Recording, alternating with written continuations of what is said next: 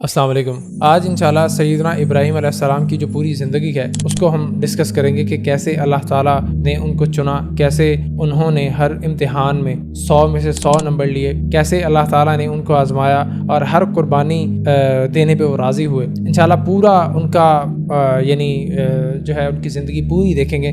اور آج الحمدللہ 3 ذی الحجہ ہے اور بڑے بابرکت دن ہے، تو اس لیے میرے مائنڈ میں ہے کہ سیدنا ابراہیم علیہ السلام کی جو ہسٹری بتائی جائے، اور خاص طور پہ سیدنا ابراہیم علیہ السلام کی جو ہسٹری قرآن پاک میں بیان ہوئی ہے وہ بڑی سکیٹرڈ فارم میں ہے، یعنی کوئی ان کا جو واقعہ کہیں پہ بیان ہوا ہے۔ قرآن پاک ایسی کتاب نہیں ہے کہ ایک سٹوری ٹیلنگ والی کتاب نہیں ہے کہ سٹوری ایک ترتیب کے ساتھ آپ کو بتائے، یہ اللہ تعالیٰ کے خطبات ہیں، تو اس لیے کوئی واقعہ کہیں پہ ڈسکس ہوا ہے، کوئی کہیں پہ زیادہ واقعات جو ہیں آپ نے سن رکھے ہوں گے، نمرود والا، آگ میں پھینکنے والا، اس طرح کے، لیکن ان کی ایک ترتیب کیا ہے، کون سا واقعہ پہلے آیا، کس طرح وہ اپنے باپ سے انہوں نے اپنے باپ کو دعوت دی، کسی طرح وہ نمرود کے ہاں گئے، کس طرح وہ مصر میں بادشاہ کے پاس گئے اور وہاں پہ ان کے ساتھ ایک بادشاہ ظالم ان کو مل گیا، اور ٹھیک ہے، پھر کس طرح انہوں نے ہجرت کی، کس طرح قربانی، یعنی پورے تمام واقعات کہ انشاءاللہ ترتیب کے ساتھ میں آپ کو اس ویڈیو میں بتانے کی کوشش کروں گا، اور انشاءاللہ آپ یہ ایک ویڈیو دیکھ لیں، اس کے بعد آپ کو کسی اور ویڈیو کو دیکھنے کی ضرورت نہیں پڑے گی اس ٹاپک پہ، تو انشاءاللہ آپ کے سارے کنسیپٹ کلیئر ہو جائیں گے انشاءاللہ۔ تو شروع کرتے ہیں، سیدنا ابراہیم علیہ السلام ہیں کون؟ یعنی اللہ تعالیٰ نے دنیا میں 1,24,000 پیغمبر بھیجے لوگوں کی ہدایت کے لیے، ان میں ہم حضرت ابراہیم علیہ السلام کا ذکر مبارک کیوں کر رہے ہیں، ان کا ذکر خیر کیوں کر رہے ہیں؟ تو اللہ تعالیٰ نے 1,24,000 پیغمبر بھیجے، ان میں 5 ایسے پیغمبر ہیں جو اللہ تعالیٰ کے اولو العزم پیغمبر ہیں، یعنی سب سے زیادہ جو ٹاپ پہ پیغمبر ہے نا 1,24,000 میں سے، یعنی ایک تو تمام پیغمبر جو ہوتے ہیں اللہ تعالیٰ کے چنے ہوئے بندے ہوتے ہیں، لیکن ان میں بھی 5 ایسے بندے ہیں جو اللہ تعالیٰ کے فیورٹ ترین بندے ہیں۔ پہلے ہیں سیدنا نوح علیہ السلام نجی اللہ، پھر ہیں سیدنا ابراہیم علیہ السلام خلیل اللہ، پھر ہیں حضرت موسیٰ علیہ السلام کلیم اللہ، پھر ہیں حضرت عیسیٰ علیہ السلام روح اللہ، پھر ہیں ہمارے آقا امام اعظم امام کائنات سید الاولین شفیع المظلمین رحمت للعالمین خاتم النبیین امام اعظم امام کائنات سیدنا و مولانا محمد رسول اللہ صلی اللہ علیہ وآلہ وسلم۔ تو یہ 5 اللہ تعالیٰ کے لاڈلے ترین پیغمبر ہیں، یعنی 1,24,000 پیغمبروں میں، تو یہ یعنی ان 5 پیغمبروں میں حضرت ابراہیم علیہ السلام بھی ہیں، اور ان کو ابو الانبیاء کہا جاتا ہے، یعنی آپ اگر ہسٹری پڑھیں تو تمام انبیاء یعنی جن کا آپ نے زیادہ نام سنا ہے تو وہ انہی کی نسل سے ہیں۔ حضرت اسماعیل علیہ السلام اور حضرت اسحاق، ان کے 2 بیٹے تھے، آگے حضرت اسحاق کے بیٹے یعقوب، ٹھیک ہے، ان کے آگے بیٹے یوسف علیہ السلام، پھر ان کی آگے نسلیں چلی، ٹھیک ہے، پھر سلیمان علیہ السلام، داؤد علیہ السلام، حضرت موسیٰ علیہ السلام، تو اس طرح تمام جو پیغمبر ہیں وہ حتیٰ کہ ہمارے آقا محمد مصطفیٰ صلی اللہ علیہ وسلم یہ بھی ابراہیمی ہیں، یہ بھی نسلاً حضرت ابراہیم علیہ السلام کی آل سے ہیں، ان کی نسل سے ہیں، تو ان کو ابو الانبیاء بھی کہا جاتا ہے، ان کا اتنا مرتبہ و مقام ہے۔ اس کے بعد ان کی فضیلت میں اللہ تعالیٰ قرآن پاک میں فرماتا ہے خلیل اللہ، یعنی اللہ تعالیٰ کے خلیل ہے، خلیل کہتے ہیں دوست کو، تو اللہ تعالیٰ کہتا ہے کہ ابراہیم میرا دوست ہے، اور ان کی کیا کیا فضیلتیں بیان ہوئی ہیں۔ لٹرلی سورہ نجم میں اللہ تعالیٰ فرماتے ہیں کہ ابراہیم وہ جس نے ہم سے وفا کی، اور جب اللہ تعالیٰ نے جس طرح حضرت ابراہیم علیہ السلام کو آزمایا تو 100 میں سے 100 نمبر لے کے یہ پاس ہوئے ہیں، یعنی اللہ تعالیٰ کو خوش کیا انہوں نے۔ یہ اللہ تعالیٰ کے وہ بندے ہیں کہ ہر قربانی جو اللہ تعالیٰ نے ڈیمانڈ کی ہے اس میں 100 میں سے 100 نمبر لے کے پاس ہوئے ہیں، یعنی یہ ان کا مرتبہ و مقام ہے۔ تو اللہ تعالیٰ پھر قرآن پاک میں سورہ بقرہ میں فرماتے ہیں کہ ہم آپ کو تمام لوگوں کا امام بنانے والے ہیں، یعنی جو مذہبی لوگ ہیں جو دین پہ چلیں گے ہم ان کا آپ کو امام بنانے والے ہیں۔ اور یہ دیکھیں، کوئی ہمارے آقا محمد مصطفیٰ صلی اللہ علیہ وسلم ان کو یہودی نہیں مانتے، ان کو کرسچن جو ہیں وہ نہیں مانتے، اور لیکن سیدنا ابراہیم علیہ السلام ایسے پیغمبر ہیں کہ یہودی فخر کرتے ہیں کہ ہم ابراہیمی ہیں، جو کرسچنز ہیں وہ فخر کرتے ہیں کہ ہم ابراہیمی ہیں، جو مسلمز ہیں وہ تو یعنی ہم جو قربانی کرتے ہیں وہ سنت ابراہیمی، جو حج کرتے ہیں وہ سنت ابراہیمی، ہمارا جو دین ہے ملت ابراہیمی، ہمارا جو نام مسلم رکھا ہے وہ حضرت ابراہیم علیہ السلام نے رکھا ہے۔ سورہ حج کی آپ آج جا کے پڑھ سکتے ہیں۔ تو ان کا یہ مرتبہ و مقام ہے اسلام میں، ٹھیک ہے، اور ہمیں حکم دیا گیا ہے لقد کان لکم فی رسول اللہ اسوۃ حسنہ، کہ ہمارے آقا محمد مصطفیٰ صلی اللہ علیہ وسلم کی زندگی ہمارے لیے نمونہ ہے، یعنی ہم نے ان کو فالو کرنا ہے۔ لیکن ہمارے آقا محمد مصطفیٰ صلی اللہ علیہ وسلم کو فرمایا گیا ہے، یعنی سورہ ال عمران کی آیت نمبر 95 میں، اور اس کے علاوہ سورہ النحل کی آیت میں اللہ تعالیٰ فرماتے ہیں کہ اے نبی آپ ملت ابراہیمی کی پیروی کریں، آپ ابراہیم علیہ السلام کی پیروی کریں جو یکسو ہو کر اللہ کی طرف یعنی ہو گئے تھے اور وہ مشرک نہیں تھے، آپ نے ان کی پیروی کرنی ہے۔ ہمیں حکم دیا گیا ہے کہ ہم نے ہمارے آقا صلی اللہ علیہ وسلم کی پیروی کرنی ہے، اور ہمارے آقا کو حکم دیا گیا ہے کہ آپ نے اپنے جد امجد حضرت ابراہیم علیہ السلام کی پیروی کرنی ہے۔ تو یہ مرتبہ و مقام ہے سیدنا ابراہیم علیہ السلام کا۔ اس کے علاوہ حضرت ابراہیم علیہ السلام کے بارے میں ایک اور میں آپ کو بتاتا ہوں۔ حضرت انس بن مالک کہتے ہیں، صحیح مسلم میں روایت ہے کہ ہمارے آقا محمد مصطفیٰ صلی اللہ علیہ وسلم کے پاس کوئی شخص آیا اور اس نے کہا کہ یا رسول اللہ، دنیا میں اللہ کی مخلوقات میں سب سے بہترین شخص کون ہے؟ اب ہمارے آقا خود یعنی امام الانبیاء ہیں، سچے ترین انسان ہیں، کافر بھی مانتے ہیں، تو ان سے سوال کیا جا رہا ہے۔ تو ہمارے آقا صلی اللہ علیہ وسلم نے فرمایا کہ وہ ابراہیم علیہ السلام ہے، یعنی اللہ تعالیٰ کی تمام مخلوقات میں، تمام انسانوں میں کوئی ایک بندہ جو سب سے بہترین ہے، وہ ہمارے نبی صلی اللہ علیہ وسلم نے فرمایا کہ ابراہیم علیہ السلام ہے۔ تو یہ مرتبہ، یہ مقام ہے حضرت ابراہیم علیہ السلام کا۔ تو میں یہ چاہ رہا تھا کہ آپ کو پہلے بتایا جائے کہ حضرت ابراہیم علیہ السلام کا کیا مرتبہ و مقام ہے، تاکہ آپ کو پتہ چلے کہ یہ یعنی مطلب ان کے بارے میں کیوں بات کی جا رہی ہے۔ ایک صحابی آپ پوچھا یا رسول اللہ، ہمیں اسلام پڑھنا تو سکھا دیا ہے، ہم درود کیسے پڑھیں؟ تو آپ علیہ السلام فرمایا کہ تم ایسے درود پڑھو کہ اے اللہ محمد صلی اللہ علیہ وسلم پہ اور آل محمد پہ اسی طرح رحمت بھیج جس طرح تو نے ابراہیم علیہ السلام پہ اور ان کی آل پہ رحمت بھیجی تھی۔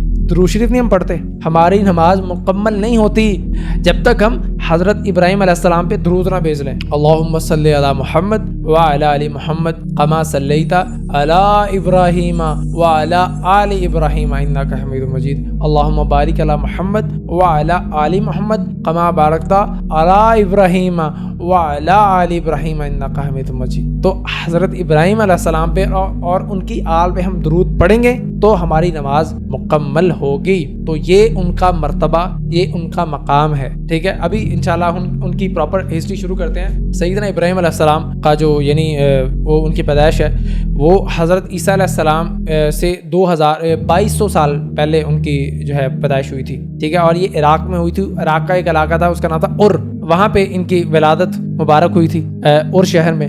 اور وہاں پہ جو اس ٹائم پہ جو ماحول تھا وہ بت پرستی کا تھا، ستارہ پرستی کا تھا، بادشاہ پرستی کا تھا۔ یعنی نمرود تھا، اس کے دربار میں اپنے سجدے کرواتا تھا لوگوں سے، دربار میں انٹر ہوتے تھے، جیسے یہ ہمارا اکبر بادشاہ تھا مغلوں کا، وہ بھی سجدے کرواتا تھا، تو وہ بھی سجدے کرواتا تھا، ٹھیک ہے۔ تو پورا یعنی ایک شرک کا انوائرمنٹ ہے، یعنی کھٹا ٹوپ اندھیرا ہے، توحید کا چراغ بالکل نہیں جل رہا۔ لیکن سیدنا ابراہیم علیہ السلام جو انبیاء ہوتے ہیں وہ بچپن ہی میں ہدایت پہ ہوتے ہیں، وہ کبھی گمراہی پہ نہیں ہوتے۔ ہمارے آقا صلی اللہ علیہ وسلم بھی کبھی بھی یعنی کسی شرک میں مبتلا نہیں رہے، کسی یعنی نبوت سے پہلے بھی کبھی کسی غلط کام میں مبتلا نہیں رہے، کیونکہ وہ دین فطرت پہ ہوتے ہیں، سلیم الفطرت طبیعت کے ہوتے ہیں، اور وہ اللہ تعالیٰ ان کی پروٹیکشن کرتے ہیں، وہ اپنی نبوت سے پہلے بھی معصوم ہوتے ہیں۔ تو حضرت ابراہیم علیہ السلام بھی معصوم تھے، یعنی تمام جگہ پہ پورا انوائرمنٹ شرک کا ہے، وہاں پہ حضرت ابراہیم علیہ السلام بچے ہیں۔ اور پیدائش کہاں پہ ہوئی؟ ان کا جو باپ تھا آزر، وہ سب سے بڑا یعنی بت گھر اس کا تھا، یعنی بت بنا کے جو بیچتا تھا نا، کاروبار تھا، وہ ان کے باپ کا تھا، آزر کا سب سے بڑا۔ یعنی وہاں پہ جو تاجر تھا بتوں کی فروخت کرنے والا، وہ ان کا جو باپ تھا آزر۔ تو یعنی ایک ماحول پورا شرک کا۔ دوسرا، اس گھر میں ان کی پیدائش ہوئی کہ جو بندہ ہی ایک تو مشرک ہے، دوسرا مشرکوں کا لیڈر ہے، جو بت بنا کے ہاتھوں سے تراش کے بیچتا ہے۔ یعنی یہ وہاں پہ اس دور میں انہوں نے آنکھ کھولی۔ تو بچپن ہی میں سیدنا ابراہیم علیہ السلام بہت زیادہ سوال کرتے تھے اپنے باپ سے کہ یہ بت ہے، آنکھیں ہیں دیکھتا نہیں ہے، کان ہیں سنتا نہیں ہے، زبان آپ نے بنائی ہے جواب نہیں دیتا، حرکت نہیں کرتا، مدد نہیں کرتا، تو ڈانٹ ڈپٹ کے اس کو بٹھا دیتے تھے کہ چپ کر جا، یعنی بچوں کو جیسے کرتے ہیں کہ تجھے بھی نہیں پتا، تو اس طرح ان کو چپ کر کے بٹھا دیتے تھے۔ لیکن حضرت ابراہیم علیہ السلام کہاں پہ رکنے والے تھے، تو وہ یعنی پوچھتے رہتے تھے سوال، اور اسی یعنی اپنا سوال پوچھتے بڑے ہو گئے۔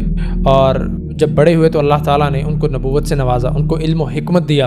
اب پہلے تو یعنی بغیر وحی کے وہ حق پہ قائم تھے، اب تو اللہ تعالیٰ کی وحی آ گئی ہے، اب تو پورے اور زیادہ کانفیڈنٹ ہو گئے ہیں، یعنی زمین پہ غور کرتے ہیں، آسمان پہ غور کرتے ہیں، انسانوں پہ غور کرتے ہیں، ٹھیک ہے، جیسے ہمارے آقا صلی اللہ علیہ وسلم غار میں چلے گئے تھے کچھ دنوں کے لیے، وہاں پہ غور کرتے تھے، تو اسی طرح انبیاء کرام پہلے دین فطرت پہ ہوتا ہے، غور کرتے ہیں کہ کیا ہو رہا ہے دنیا میں، کیوں ہو رہا ہے، تو وہ بھی اسی طرح کوشچن وغیرہ کرتے تھے، تو بڑے ہوئے سوال جواب کرتے تھے، لوگوں سے مناظرے وغیرہ کرتے تھے کہ سب کیوں اس طرح ہو رہا ہے. تو جب سب سے پہلے ان کو اللہ تعالیٰ نے نبوت سے نوازا تو وہ پھر سب سے پہلے گئے اپنے باپ کے پاس.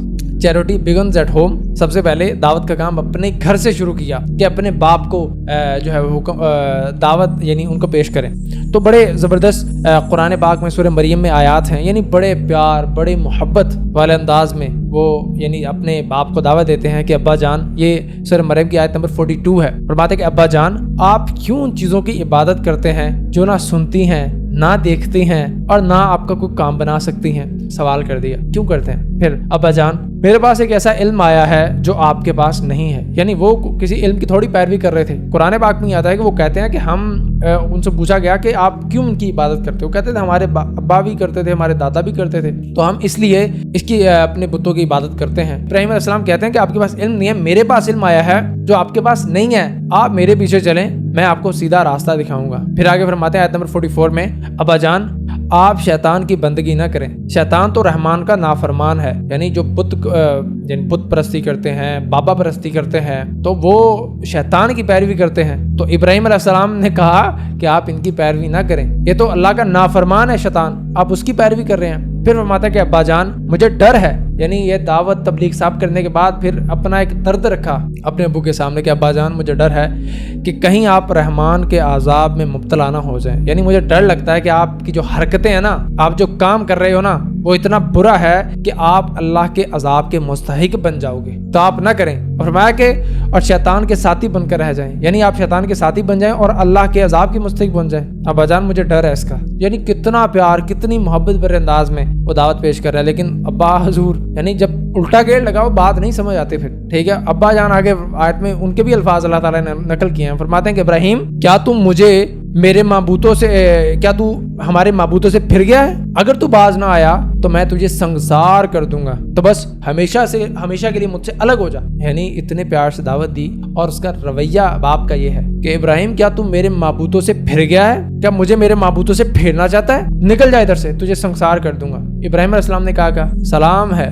آپ کو، میں اپنے رب سے دعا کروں گا کہ آپ کو معاف کرے، میرا رب بڑا ہی مہربان ہے. یعنی پہلے اتنے پیار سے دعوت دی، بڑے غصے سے ان کو جواب ملا، اس کے باوجود بھی جو رپلائی کیا بڑے پیار محبت سے. باپ کافر ہے، بیٹا پیغمبر ہے، بیٹا دعوت دے رہا ہے بڑے ادب سے، پیار سے، محبت سے، درد مندانہ انداز سے. باپ نفرت اگل رہا ہے، لیکن پھر بھی حضرت ابراہیم علیہ السلام بڑے یعنی بڑے نرم دل تھے، بڑے نرم تھے، تو بڑے کتنے پیار سے پھر وہ کر رہے ہیں کہ سلام ہے آپ پہ. یعنی کوئی بدتمیزی نہیں، کوئی وہ نہیں. یعنی اس سے پتہ چلتا ہے کہ ہمارے والدین جیسے بھی ہوں ہمیں پیار محبت سے ان سے بات کرنی ہے.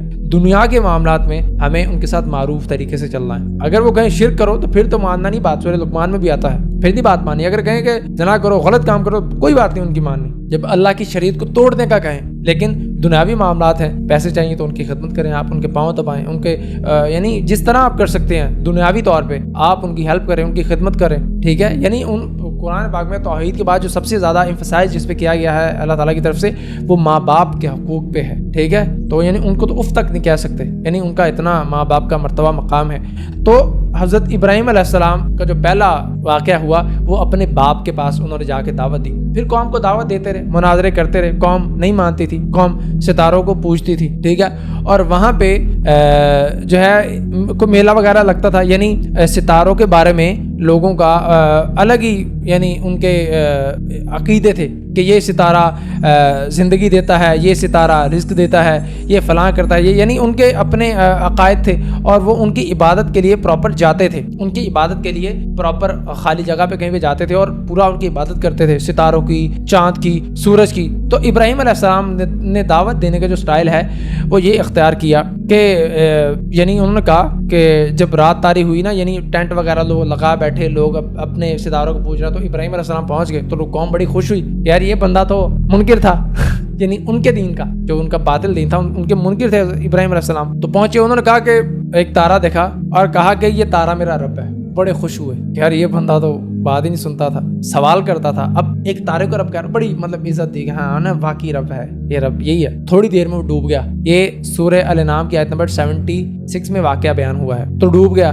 تو حضرت ابراہیم علیہ السلام کہتے ہیں کہ ڈوب جانوں والوں کو میں رب نہیں رکھتا, میں ان کا گروہ نہیں ہوں. تو قوم پھر پریشانی, یار ابھی اس نے کہا رب ہے, تو انہوں نے کہا مجھے اگر یعنی ابھی ڈوب گیا ہے, ابھی مجھے اس کی مدد کی ضرورت ہے, تو میں کہاں سے اس سے مانگوں, وہ تو ڈوب گیا ہے. جو خود ڈوب گیا ہے, مجھے میرا کی بیڑا تارنا انہیں, خود ڈوب گیا ہے وہ. تو قوم بھائی پریشان. پھر چاند نظر آیا تو ابراہیم علیہ السلام نے کہا یہ میرا رب ہے, لیکن وہ چاند بھی پھر ڈوب گیا. تو کہا کہ اگر میرے رب نے میری رہنمائی نہ کی ہوتی تو میں بھی گمراہ لوگوں میں شامل ہو جاتا. قوم پھر پریشان ہے کہ یار ابھی اس نے کہا ہے کہ چاند میرا رب ہے, اس سے بھی منکر ہو گیا یہ. پھر سورج نکلا صبح کو, یعنی ان کی پوری چلتی تھی نا, پہلے چاند ستاروں کی عبادت کرتے تھے, ان کے سوال کرتے تھے ان سے, پھر چاند سے, پھر سورج جب نکل آیا تو سورج کو دیکھا حضرت ابراہیم علیہ السلام نے, ٹھیک ہے, یہ یعنی ایک دعوت دینے کا طریقہ تھا ان کا حضرت ابراہیم علیہ السلام کا. تو کہا کہ یہ میرا رب ہے سورج, اور یہ تو سب سے بڑا ہے. تو قوم پھر خوش ہوئی کہ واقعی چلو دیر آئے درست آئے, سورج تک تو آگے نا, اس کو مان لو یار رب. تو جب وہ ڈوبا تو ابراہیم علیہ السلام پکار اٹھا, اے برادران قوم, میں ان چیزوں سے بیزار ہوں جنہیں تم خدا کا شریک ٹھہراتے ہو. یعنی at the end of the day یہ نتیجہ ابراہیم علیہ السلام نے نکالنا تھا, قوم کو بتانا تھا کہ ستاروں کو رب کہا ڈوب گئے, چاند کو رب کہا ڈوب گئے, سورج کو کہا ڈوب گئے. تو ابراہیم علیہ السلام نے یہ نتیجہ نکالا کہ یار جو خود ڈوب گئے ہیں وہ میری مدد کریں گے, تو میں ان سے بیزار ہوں, میں ان کو خدا کا شریک نہیں ٹھہراؤں گا. میں نے تو یکسو ہو کر اپنا رخ اللہ کی طرف کر لیا ہے جو زمینوں اور آسمان کا مالک ہے, اس چاند کا بھی مالک ہے, سورج کا بھی مالک ہے.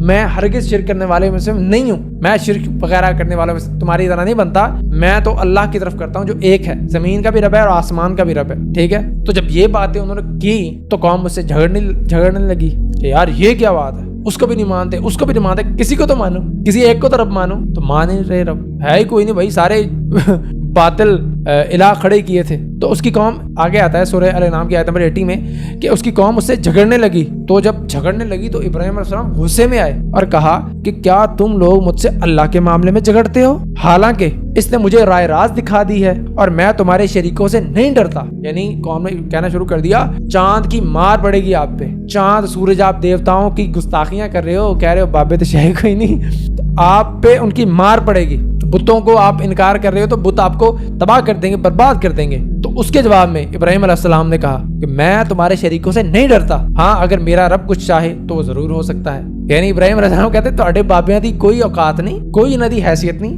میں ان سے ڈرتا نہیں ہوں, میرا بال بھی بھیگا نہیں کر سکتے, اللہ سے میں ڈرتا ہوں, وہ سب کچھ کر سکتا ہے. میرے رب کا علم ہر چیز پہ چھایا ہوا ہے, کیا تم ہوش میں نہیں آتے؟ پھر فرمایا کہ میں تواڈے شریکاں تو کا تو ڈراں, یعنی تم جو اپنے باطل الہ تم نے بنائے ہیں, میں ان سے کیوں ڈروں جبکہ تم میرے حقیقی خدا سے نہیں ڈرتے ہو, ٹھیک ہے. تو یہ ان کا یعنی مناظرہ ہوا حضرت ابراہیم علیہ السلام کے ساتھ, ان کے جو لوگوں کا, یعنی وہ غصے میں آئے کہ تم کسی کو رب نہیں مانتا. تو ابراہیم علیہ السلام نے کہا کہ میں کیوں مانوں, تو کہا تم ڈرتے ہو, تمہیں مار پڑے گی, عذاب آئے گا. انہوں نے کہا کوئی عذاب نہیں آئے گا, میں ڈرتا نہیں ہوں ان سے. تو یعنی کھلا انہوں نے اعلان کیا. تو اس کے بعد پھر ابراہیم علیہ السلام نے سوچا کہ میں ان کو بتا ہی دوں کہ میں یعنی ابھی تو میں نے زبان سے کہا, میں پریکٹیکلی ان کو بتا دوں کہ میں نہیں ڈرتا. پھر وہ واقعہ پیش آیا اگلا, وہ جو بت انہوں نے جا کے توڑے تھے, بت گھر میں جا کے بتوں کا صفایا انہوں نے کیا تھا. پھر وہ واقعہ آتا ہے, وہ واقعہ میں بیان کر دیتا ہوں یہاں پہ. تو ایک ان کے پاس موقع میسر آیا کہ وہاں پہ ایک میلہ لگتا تھا, کہ وہ میلے پہ جاتے تھے اور وہاں پہ جا کے اپنی منت مرادیں پوری کرتے تھے, یعنی اپنے علاقے سے نا باہر جاتے تھے. تو ابراہیم علیہ السلام کو موقع مل گیا, میلہ ان کا آ گیا. تو دوستوں نے پوچھا کہ آپ ہمارے ساتھ نہیں چلو گے؟ تو انہوں نے ستاروں پر ایک نگاہ ڈالی, ستاروں کو دیکھا, کہا میری طبیعت ٹھیک نہیں ہے. اب وہ دوست پہلے کہتے ٹھیک ہے یار کیا اس کو کہنا, یہ تو پہلے یعنی سوال پہ سوال کرتا ہے, ابھی بھی چلو نہ آ جائے تو ٹھیک ہے, بیٹھا رہے گھر پہ. تو ابراہیم علیہ السلام کو موقع چاہیے تھا. اب پورا علاقہ جو تھا وہ چلا گیا, یہ سورہ صفات میں آتا ہے, ٹھیک ہے, آیت نمبر 88 سے سٹارٹ ہوتا ہے یہ واقعہ. تو وہ پورا علاقہ چلا گیا اپنے, یعنی انہوں نے گھر میں سب کچھ پکاتے تھے, پکا کے انہوں نے اپنے اس بت گھر میں, یعنی ہر بت کے سامنے, وہاں پہ کتنے بہت زیادہ بت پڑے تھے, ایک بڑا بت تھا, باقی چھوٹے چھوٹے بت تھے. تو ہر گھر والے کچھ نہ کچھ پکاتے تھے, پکا کے ان کا جو رسم و رواج تھی تو پکا کے ان کے بتوں کے سامنے رکھتے تھے اور خود باہر چلے جاتے تھے, یعنی کہیں پہ عبادت کرنے, ٹھیک ہے, میلے پہ. تو ابراہیم علیہ السلام اب اکیلے رہ گئے. اب ابراہیم علیہ السلام وہاں پہ پہنچ گئے. ابراہیم علیہ السلام وہاں پہ پہنچے اور اس کو کیا کہتے ہیں بتوں کو کہ تم کھاتے کیوں نہیں ہو, یہ کھاؤ, کھا کے تو سونا, کیوں نہیں کھاتے, بولتے کیوں نہیں ہو, بات کرو مجھ سے, نہیں بات کی. کہا میں بھی کلاس لیتا ہوں آپ کی. کلہاڑا پکڑا, سارے بت توڑ دیے وہاں پہ, سارے بت توڑ دیے. اور کلہاڑا اینڈ پہ نا وہاں پہ اس کا جو بڑا بت تھا اس کو چھوڑ دیا, اس کے کندھے پہ رکھ دیا, کندھے پہ رکھ کے چلے گئے آرام سے. بندے آئے, آگے دیکھا کہ بھائی یہ بت کس نے توڑ دیا, ہمارے خدا توڑ دیے, کس نے توڑ دیے؟ تو کسی نے کہا کہ ایک لڑکا ہے ابراہیم, وہ ایسی باتیں کرتا ہے. ابراہیم صاحب نے کہا تھا کہ میں مزہ چکھاؤں گا, یہ بھی قرآن پاک میں آتا ہے کہ میں بتوں کو مزہ چکھاؤں گا. تو انہوں نے کہا ابراہیم ایک لڑکا ہے وہ ایسی باتیں کرتا تھا. تو بلایا ابراہیم السلام سے پوچھا کہ کیا تم نے ہمارے بتوں کو توڑا ہے؟ ابراہیم السلام نے بڑے بت کو دیکھا, کہا اس بڑے نے توڑا ہوگا, وہ کلاڑا بھی اس کے یہاں پہ پڑا ہے, اس سے پوچھ لو, بولتا ہے تو پوچھ لو اس سے. تو اللہ تعالیٰ قرآن پاک فرماتے ہیں کہ ان کی زمین نے ملامت کی, یعنی تمام لوگوں کو, کہ یار یہ تو نہیں بولتے نہیں ہے, یہ اس سے ہم کیا پوچھیں. کہا کہ ابراہیم یہ تو بولتے ہی نہیں ہے. تو ابراہیم علیہ السلام کا تف ہے تم پہ کہ تم ایسے لوگوں کو پوچھتے ہو. یعنی کلائمیکس یہ تھا, یہ انہوں نے نتیجہ نکالنا تھا کہ جو اپنی خود حفاظت نہیں کر سکتے تمہاری کیا حفاظت کریں گے. اور کہا تم ایسوں کو پوچھتے ہو, تف ہے تم پہ, تم ایسوں کو پوچھتے ہو جو بات بھی نہیں کر سکتے, بول بھی نہیں سکتے, بتا بھی نہیں سکتے. پھر انہوں نے فیصلہ کیا کہ بھائی اب ان کو آگ میں پھینکنا ہے. تو اس کے بعد وہ آگ والا واقعہ آتا ہے. پھر انہوں نے فیصلہ کیا کہ اب ابراہیم علیہ السلام کو آگ میں پھینکنا ہے. ٹھیک ہے, 40 دن تک انہوں نے آگ جلائی ہے, 40 دن تک انہوں نے آگ جلائی. ٹھیک ہے, تبرانی میں روایت آتی ہے. اس کے بعد ابن کثیر نے اور البدایہ والنہایہ بکس میں, اس طرح کی بکس میں آتا ہے کہ 40 دن انہوں نے آگ جلائی حضرت ابراہیم علیہ السلام کو جلانے کے لیے. تو اب وہ یعنی 40 دنوں میں کہتے بھی رہے کہ مان جاؤ چھوڑ دیں گے, ٹھیک ہے مان جاؤ چھوڑ دیں گے, کچھ نہیں کریں گے. لیکن ابراہیم علیہ السلام تو بھائی مواحد تھے, امام المواحدین تھے, ان کو تو پرواہ ہی نہیں ہے. جبرائیل علیہ السلام ان کے پاس آ رہے ہیں کہ آپ کو حکم دو, آگ ٹھنڈی کر دیتے ہیں. نا, اللہ پہ بھروسہ, اللہ خود دیکھے گا, اللہ کے لیے میں نے کیا ہے, اللہ تعالیٰ خود دیکھ لے گا, اللہ تعالیٰ خود سنبھال لے گا, اللہ تعالیٰ خود میری مدد فرمائے گا. تو کہا جلا دو, کوئی مسئلہ ہی نہیں ہے. اب یعنی پہلے باپ سے شکایتیں کرتے تھے, اب بھی شکایت کی, لیکن اب باپ نے بھی کہا ٹھیک ہے یار, اب اور کتنا برداشت کرے, بتوں کو توڑ دیا یار اس نے, اب بتوں کو توڑ دیا, کتنا برداشت کریں. تو اب پھر انہوں نے آگ میں پھینک دیا, یعنی بندوں نے ادھر ادھر سے پکڑ کے دور پھینک دیا. چلو جی, اور 40 دن آگ جلائی اور لکڑیاں اکٹھی کی اور بہت بڑا نا الاؤ انہوں نے جلایا تاکہ ایک عبرت کا نشان بنے, پتہ چلے سب کو. تو پھر جو ہے انہوں نے حضرت ابراہیم السلام کو آگ میں پھینک دیا. آگ میں پھینکا ہے وہ اپنی طرف سے کہ بس ختم ہے. ابراہیم السلام بیٹھے ہیں آرام سے, حسبنا اللہ و نعم الوکیل, دعا پڑھی میرے لیے میرا اللہ ہی کافی ہے. ابن عباس کہتے ہیں کہ تمہارے نبی صلی اللہ علیہ وسلم کو جب مشکل آتی تھی تو وہ یہ پڑھتے تھے دعا, حسبنا اللہ و نعم الوکیل. اور ان کے جد امجد ابراہیم علیہ السلام کو جب آگ میں پھینکا جانے لگا تھا انہوں نے بھی یہی دعا پڑھی تھی, حسبنا اللہ و نعم الوکیل. تو مشکل میں پریشانی میں یہ دعا پڑھا کریں. جب کوئی نہیں دکھتا اللہ ہوتا ہے تو دعا پڑھیں یہ حسبنا اللہ و نعم الوکیل کہ میرے لیے میرا اللہ کافی ہے, مجھے کسی کی ضرورت نہیں ہے, صرف میرے لیے میرا اللہ ہی کافی ہے. تو یہ دعا پڑھی تو آگ ٹھنڈی ہو گئی ان کے لیے. ٹھیک ہے, یعنی یہ سورہ انبیاء کی آیت نمبر 69 میں اللہ تعالیٰ فرماتے ہیں کہ ہم نے آگ کو حکم دیا کہ ٹھنڈی ہو جا, سلامتی بن جا ابراہیم پر. آگ مارتی ہے لیکن بھائی اللہ کی مخلوق ہے آگ بھی, اللہ نے حکم دیا, اس کو حکم دیا ہے کہ جلا, وہ جلاتی ہے. اللہ نے حکم دیا نہیں جلانا, ٹھنڈی ہو جا, ٹھنڈی ہو گئی. اللہ نے پانی کو حکم دیا موسیٰ علیہ السلام کو کہ پہاڑ بن جا, سائڈوں پہ ہو جا, راستہ دے. موسیٰ علیہ السلام کو راستہ دیا. تو اللہ تعالیٰ کے جو قانون قدرت ہیں, اللہ تعالیٰ چاہیں تو ان کو توڑ بھی سکتے ہیں اللہ تعالیٰ, اور ایک آدھی باری ٹوٹتے ہیں, اللہ تعالیٰ نشانی بناتے ہیں. ہر بندے کے لیے ٹوٹتے کہ آپ کہہ دو کہ میں بھی کو کر سکوں نا, یعنی یہ قانون قدرت بہت زیادہ محکم ہے. آگ ہر بار جلاتی ہے, آپ کروڑ بار آگ کو کہو نا جلاؤ جلاؤ, ہر بار جلائے گی, ایک بار بھی مس نہیں ہوگا. ایک ہی بار حضرت ابراہیم علیہ السلام کے لیے آتا ہے. تو ابراہیم علیہ السلام باہر آئے, قوم نے دیکھا پھر یار یہ کیا, مطلب کیا کریں اس کا, کیا ہی کریں. تو تب لوط علیہ السلام ان پہ ایمان لے کے آئے. ان کو پتہ چل گیا کہ یار اگر آگ میں پھینکنے سے بھی کوئی نہیں جلا تو یہ اللہ ہے اس کے پیچھے. تو لوط علیہ السلام ان کے بھتیجے تھے, وہ ایمان لے کے آئے. پھر انہوں نے کہا کہ اب یار کیا کر سکتے ہیں. تو پھر ان کی جو ہے شادی کی حضرت سارہ علیہ السلام سے, خاندان کی بڑی خوبصورت عورت تھیں, تو حضرت سارہ علیہ السلام سے ان کی شادی ہوئی. پھر اب یہ یعنی مناظرے لوگوں سے سب کچھ کرنا, یعنی ہر طرح کا یعنی یہ مناظرے کرتے تھے, سوال و جواب کرتے تھے. اب پھر انہوں نے کہا یار اب معاملہ ہمارے کنٹرول سے باہر ہے, اب کچھ پراپرلی کرنا پڑے گا. تو پھر انہوں نے فیصلہ کیا, یعنی یہ ایک علاقے میں رہتے تھے اور علاقہ تھا, اور وہاں کا جو بادشاہ تھا نا عراق کا, وہ تھا نمرود. تو انہوں نے کہا آپ نمرود کے پاس لے کے جاؤ. یعنی جو سیاسی قیادت تھی نمرود کے ہاتھ میں تھی, جو مذہبی قیادت تھی وہ آزر کے ہاتھ میں تھی. اب آزر کا بیٹا ہے, قوم سے سنبھل نہیں رہا, علاقے نے پوری توڑ لگا لیا ہے, کسی بات پہ ان کو قائل نہیں کر پا رہے, بلکہ وہ ان کو جواب دیتا ہے, ان کے پاس اس کے جواب نہیں ہوتے سوالوں کے. وہ تو تنگ آ گئے تھے. تو انہوں نے کہا اب بادشاہ یہ فیصلہ کرے گا, بادشاہ کے پاس لے کے چلو.